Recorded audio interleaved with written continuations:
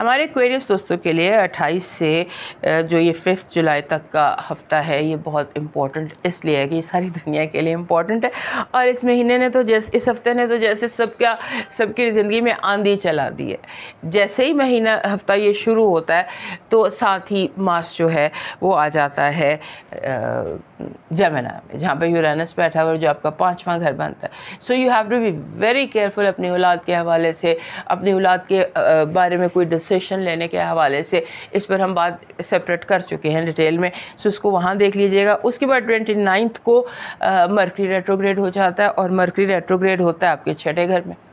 खैर इस पर भी हम बात कर चुके हैं, लेकिन फिर भी ब्रीफली हेल्थ और जॉब और डेली रूटीन ये बहुत इंपॉर्टेंट होने वाले हैं। और पैटर्न इसी हफ्ते शुरू हो जाता है 23 तक। फिर इस हफ्ते की जो एक अहम बात आपके लिए, आपके 12वें घर में पूरा चांद है और उसके बाद चांद ने आपके अपने घर में भी आना है। जैसे ही ये जेमिनी में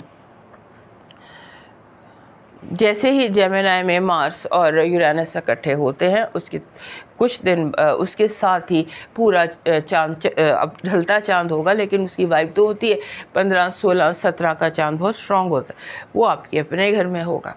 सो बी केयरफुल, इमोशनली केयरफुल।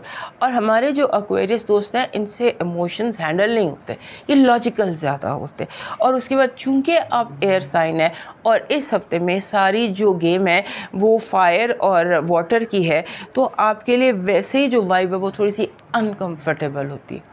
आपको लगता है कि थोड़ी सी चीज़ें जो हैं वो उतनी कंफर्टेबल नहीं है जितनी कि होनी चाहिए।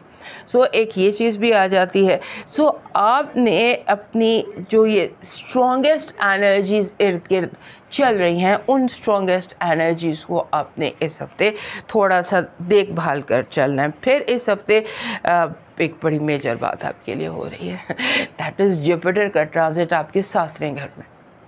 7वां घर होता है तमाम लीगल रिश्तों का, बिजनेस का भी, पर्सनल का। तो जब ये आपके घर में, आपके 7वें घर में आ गया तो means this is a year of romance, love, शादी, न्यू बिजनेस पार्टनरशिप। 7वें घर के तमाम मामला हाईलाइटेड रहेंगे। अगर आप सिंगल हैं तो आपको एक टाइम मिल रहा है, you can find a new relationship, new people in your life मिल सकते हैं आपको, बी मोर विजिबल।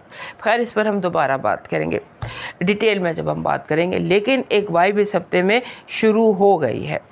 फिर इस हफ्ते के जो बाकी जो चीज़ें हैं उनमें फाइनेंशियल, एक कोई बड़ा फाइनेंशियल गलत फैसला, रिस्क ना लीजिएगा। फाइनेंसेस का जो रिस्क है वो आपने इस हफ्ते नहीं लेना किसी भी सूरत। आपका जो इस हफ्ते की पॉजिटिव एनर्जी है वो ये कह रही है कि आपकी मदद वहाँ से आ रही है जहाँ आपने या आपको आपके दुश्मनों ने सोचा भी नहीं था कि वहाँ से भी आपकी मदद आ सकती है। बिल्कुल आउट ऑफ ब्लूज़ आपकी हेल्प आएगी। आपकी नेगेटिव एनर्जी कह रही है कि अपने गलत फैसलों से बचने की पूरी कोशिश कर। इस हफ्ते आप गलत फैसले कर सकते हैं। आपकी लव वाइफ कह रही है आप किसी ऐसे लोगों की तरफ इस हफ्ते अट्रैक्ट होंगे जो आम डगर से, आम रूटीन से हट कर होते हैं, जैसे डिफरेंट होते हैं मज़हब में, कल्चर में, बैकग्राउंड में। कोई ऐसी सिचुएशन इस हफ्ते दिखाई देती है, उसको अवॉइड करने की कोशिश कीजिएगा। आपका जो लकी नंबर है वो 4 है। 4 नंबर बहुत डोमिनेटिंग, स्ट्रॉन्ग और चेंजेस से भरा हुआ होता है। 12 ये आपके लिए लकी है। आपका लकी स्टोन बन रहा है ये जो होता है जिसे हम कहते हैं, दिस इज़ पिंक कलर का तुरमलीन, गहरा पिंक तुरमलीन। आपका लकी चार्म बन रहा है बटरफ्लाई, दिस इज़ बटरफ्लाई, तितली। और अगर उड़ती हुई तितली का इमेज हो या तितली के पर खुले में हो, ये आपका लकी चार्म है। आपका जो लकी कलर है इस हफ्ते का ये बन रहा है मिंट, MINT, यानी पुदीने का कलर। Mint is your lucky colour. आपका डिवाइन मैसेज कह रहा है कि घबराने की, परेशान होने की ज़रूरत नहीं है। रास्ते और उसकी मंजिलें रब ने लिख दी हुई हैं। रब का नाम लो, वो तुम्हारा साथ नहीं छोड़ेगा, तुम्हें अकेला नहीं छोड़ेगा।